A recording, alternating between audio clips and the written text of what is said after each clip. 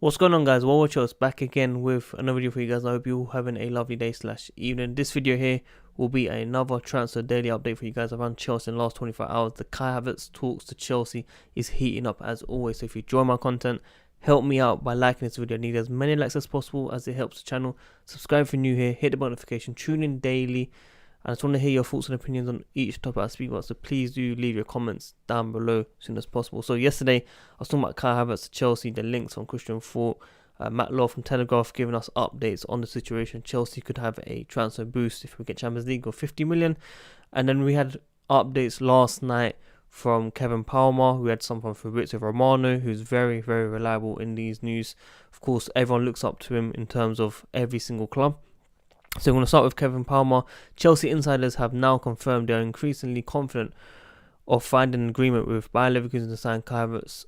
Personal terms are not an issue currently, so just a fee needs to be agreed. And Fabrizio Romano came out and he said that Kai Havertz agents have told Bayer Leverkusen he wants to leave, which is what I said in yesterday's video, which basically is confirming.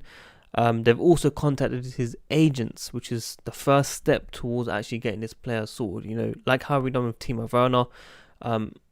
They present the project, and there will be no issues with this project. Of course, Timo Werner has already accepted this project. Hakim Ziyech, and now we're looking at Kai Havertz, and he's very keen to be playing with Rudiger and Timo Werner as well. And of course, Timo Werner should be, or most likely is, talking to him about Chelsea already, excited about the new challenge, and I'm sure discussions have already been made with these three players. So yeah, it's looking very, very positive for Chelsea. The only thing is about the fee. We're hearing 70 million, 75 million, we're hearing 80 million, we're hearing 85 million, 90 million from Bayer Leverkusen that want from the asking price. Now, of course, Chelsea kind of already indicated they're only willing to spend 70 million.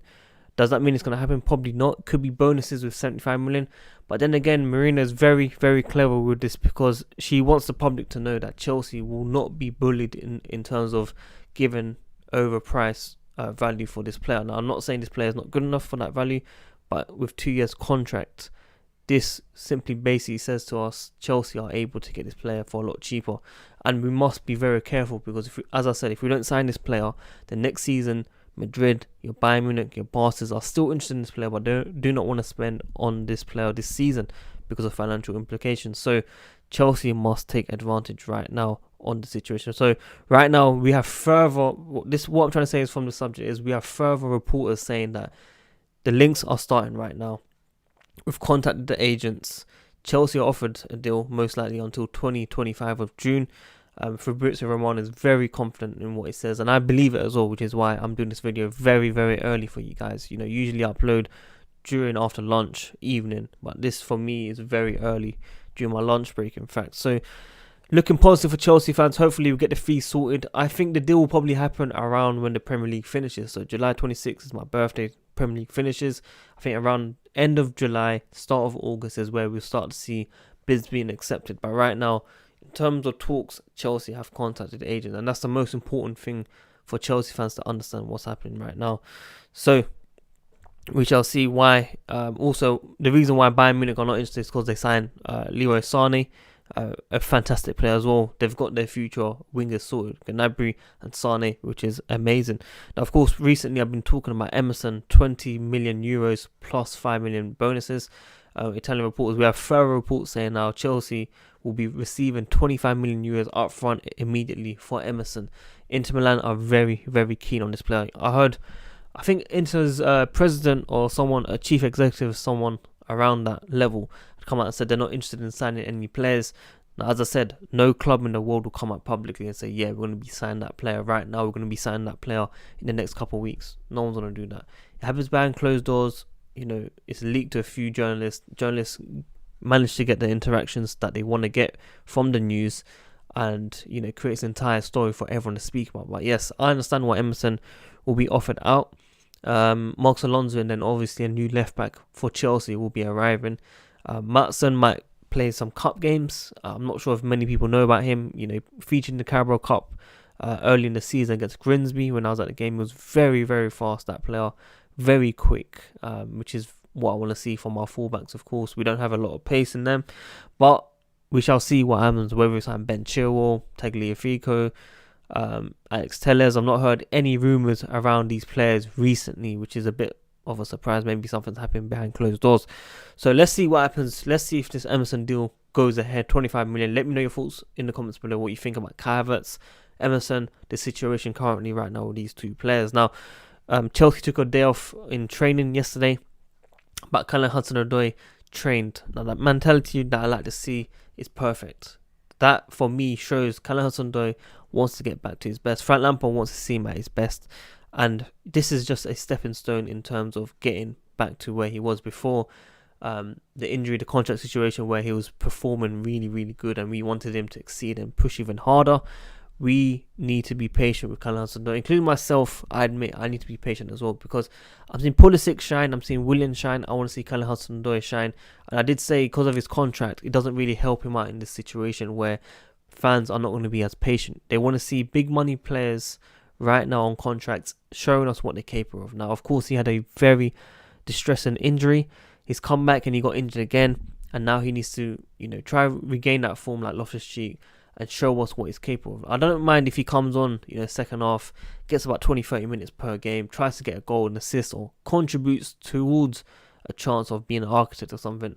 As long as he shows potential to win us those points, win us those goals that we need in these final games for the top 3 race. Forget top 4, we need to start looking at City. I'm not saying we'll get past City or catch City. We need to try, close those points. I think we're around 6-7 points behind, maybe even more now because City won, of course. But when I was looking at it before, we were around 6 points initially, so it could be 9. Apologies about that. So that's where I want Callum Hudson-Odoi to be looking at personally, and hopefully he does get there, because Greenwood on form for United is a lot better. Like, facts. This guy performing week in, week out for United right now, and it doesn't mean that Hudson-Odoi won't reach that level again, but we need him to start delivering the goods as well. So hopefully people understand where I'm coming from there. Now, of course, we have French outlets right now saying 22 million euros bid for Gabriel. Now, Gabriel is someone that was linked with Chelsea, Everton, Arsenal in the past couple months. We had numerous of reports saying that it's been done. We were looking at 30 million, 35 million. It's going even down even more. So Lille need this money, basically. It's been said that a team has made that bid, but it's not Everton.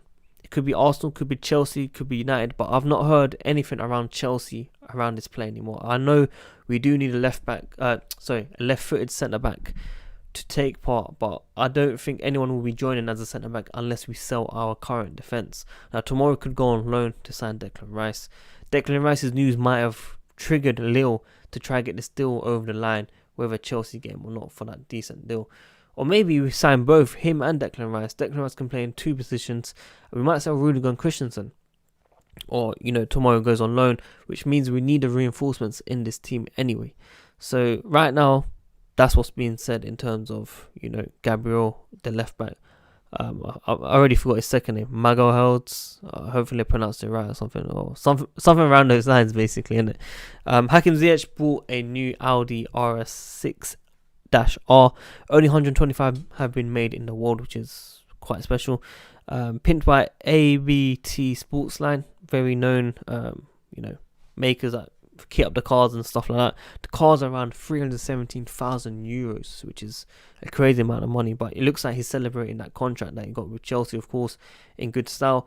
Not sure where he's going to leave that car. I don't think they'll be bringing it to the UK, which is a bit of a surprise. Maybe he's leaving it in his area, hometown. He must have stacked amount of cars. So yeah, that was just a quick update for you guys on that.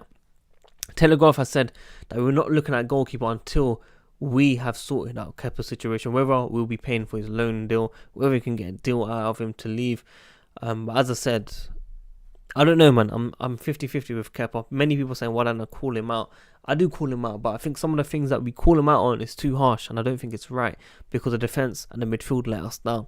I don't think it's fully his fault. And sometimes when he makes those vital saves, we don't, praise him for it. People say it's a normal keeper, what he should be doing. And yeah, it's true, but when the confidence is that low, we need to start backing our players. I'm a positive man. Okay, I'm a positive guy. I support Kante, I support Kovacic, I support Jorginho, I support Kepa. I support all of them. I didn't support Christensen before, I support him now. I try to get behind as much as possible, really. So, yeah, that's about it, really. That's what I wanted to speak to you guys about. If you enjoyed this content, Make sure you smash the like button, subscribe if you're new here, hit the notification, tune in daily. And yeah, I try to upload it every single day for you guys. And you know what? Someone told me in my last video I upload late, and I don't understand how or why. Because the news came out about Havertz yesterday 9 a.m. I reported it about 1 p.m. 4 hours before many YouTubers. I think there was about 3 or 4 YouTubers before me that reported on the news, and it really annoys me because the guy said always. Like, I always late on these news, and I'm not late, bro. Like, it really annoys me. But anyway, that's what it is, isn't it? That's just how social media is. People talk a lot of nonsense, but it is what it is, man. But make sure you smash the like button, subscribe if you're new here, hit the notification, tune in daily, and big up everyone that's been supporting, man. Peace.